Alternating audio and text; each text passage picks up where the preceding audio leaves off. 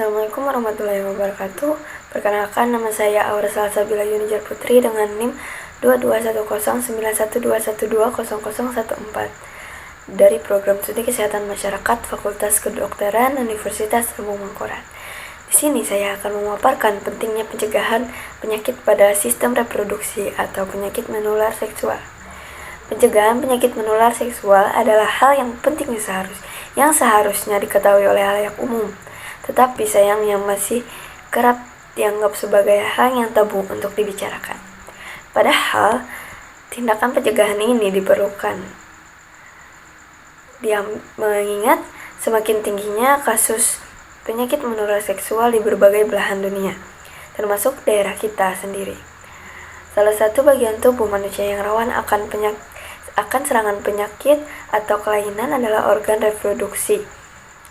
Kelainan atau penyakit reproduksi ini bisa disebabkan berbagai faktor, baik bakteri, virus, maupun karena disfungsi organ reproduksi lantaran adanya zat-zat kimia yang masuk ke dalam tubuh.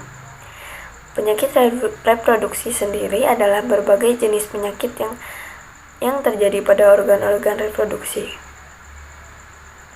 Organ-organ reproduksi wanita meliputi sel telur, ovarium, tubuh falopi, uterus, dan vagina. Sedangkan organ reproduksi pria terdiri dari sperma, testis, epididymis, vas deferens, uretra, dan penis. Berikut ini adalah macam-macam penyakit menular seksual. 1. Sifilis. Sifilis disebabkan oleh bakteri Treponema pallidum. Penyakit yang juga dikenal dengan sebutan Raja Singa ini menimbulkan luka pada alat kelamin atau mulut.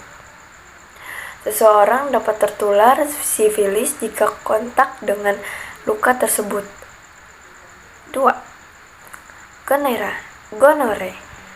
Gonore atau yang dikenal juga dengan kencing nanah disebabkan oleh bakteri Neisseria gonorrhoeae. Bakteri ini dapat menyebar ke bagian tubuh lain melalui aliran darah. 3. Human papillomavirus atau HPV. Infeksi menular seksual ini disebabkan oleh virus dengan nama yang sama, yaitu HPV. Virus HPV dapat menular melalui kontak langsung atau hubungan seksual dengan penderita. Pada perempuan, virus HPV dapat menyebabkan kutil kelamin hingga kanker rahim atau kanker serviks. 4. HIV. Infeksi HIV disebabkan oleh human immunodeficiency virus yang menyerang sistem kekebalan tubuh.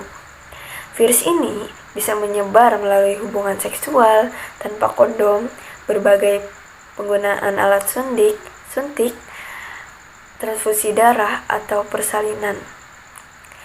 Jika dibiarkan tidak terobati, infeksi virus HIV dapat berkembang menjadi AIDS atau sering disebut dengan AIDS.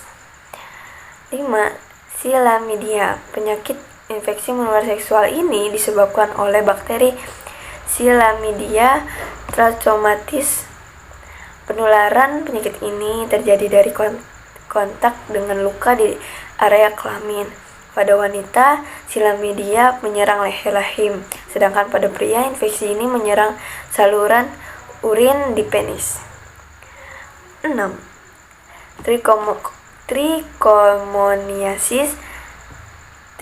Trichomoniasis disebabkan oleh parasit Trichomonas vaginalis. Penyakit ini bisa menimbulkan keputihan pada wanita atau malah tidak menimbulkan gejala sama sekali. Akibatnya, penderita trichomoniasis bisa secara tidak sadar menular penyakit ini ke pasangan seksualnya. 7. Hepatitis B dan C. Penyakit yang disebabkan oleh virus hepatitis ini dapat mengakibatkan gangguan hati kronis hingga kanker hati. Virus ini ditemukan dalam darah atau cairan tubuh penderita. Selain melalui hubungan seksual, virus ini menular melalui jarum suntik yang dipakai bersama atau transplantasi organ. 8. Herpes genital disebabkan oleh infeksi virus herpes simplex atau HSV. Virus ini bersifat tidak aktif atau bersembunyi di dalam tubuh tanpa menyebabkan gejala. Penyakit virus terjadi melalui kontak langsung dengan pasangan yang telah terinfeksi. 9. Limfogranuloma venereum atau LGV. LGV merupakan penyakit menular seksual yang disebabkan oleh Chlamydia trachomatis. Penyakit yang sama dengan bakteri penyebab Chlamydia, tetapi keduanya memiliki tipe yang berbeda. 10. Granuloma inguinale. Granuloma inguinale atau donovanosis disebabkan oleh infeksi bakteri Klebsiella gluculomatis. Donovanosis tergolong dalam jenis penyakit menular seksual yang jarang terjadi. Penyebaran penyakit reproduksi ini dapat diakibatkan oleh penularan dari orang tua yang terinfeksi ke anaknya, transfusi darah, gaya hidup yang buruk seperti seks bebas, dan jarum suntik, obat terlarang atau narkoba. Gejala yang dapat muncul akibat penyakit menular seksual tergantung pada jenis penyakitnya, tetapi umumnya berupa benjolan, luka, atau lepuhan di sekitar penis, vagina, anus, atau mulut. Kedua, rasa gatal di vagina atau penis, rasa terbakar dan nyeri. Ketiga, ketika buang air kecil atau berhubungan intim. Keluar cairan dari penis atau kencing nanah, serta vagina atau keputihan. Nyeri di perut bagian bawah, demam dan menggigil, pembengkakan kelenjar getah bening atau benjolan di selangkangan.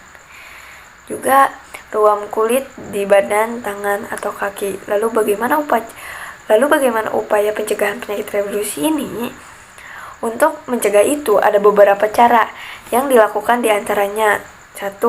Penggunaan celana dan celana dalam yang berbahan dasar lembut, mudah menyerap keringat dan tidak ketat. 2. Membersihkan organ reproduksi hingga benar-benar bersih setelah buang air kecil dan besar. 3.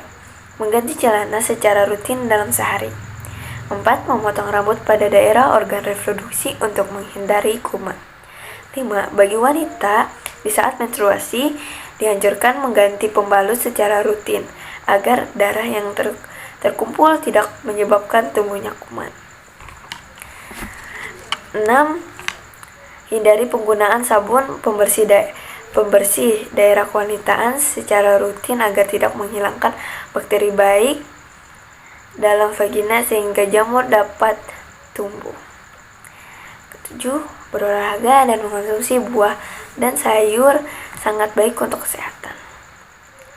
Pengobatan terhadap penyakit menular seksual ini adalah dengan pemberian obat-obatan yang jenisnya sesuai dengan penyebabnya, yaitu 1. Antibiotik. Antibiotik digunakan untuk mengobati berbagai penyakit menular seksual yang disebabkan oleh infeksi bakteri seperti gonorrea, chlamydia, dan sifilis. Antibiotik harus tetap dikonsumsi walaupun gejala yang dirasakan telah membaik.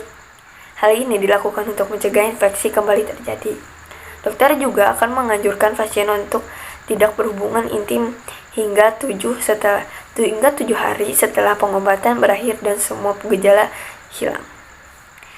2. Antivirus. Pengobatan dengan obat antivirus hanya bertujuan untuk meredakan gejala dan mengurangi risiko penyebaran infeksi virus. 3. Anti jamur. Untuk penyakit menular seksual yang disebabkan oleh jamur seperti Aedes, dokter akan memberikan krim anti jamur yang dioleskan ke vagina seperti Nystatin dan Clotrimazole. Obat anti jamur dalam bentuk tablet juga dapat diresepkan oleh dokter seperti fluconazole dan miconazole. 4. Antiretroviral atau ARV.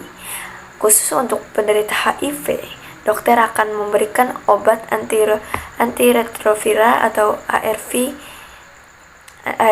berfungsi untuk memperlambat penyebaran virus dan mencegah virus HIV menghancurkan sistem kekebalan tubuh.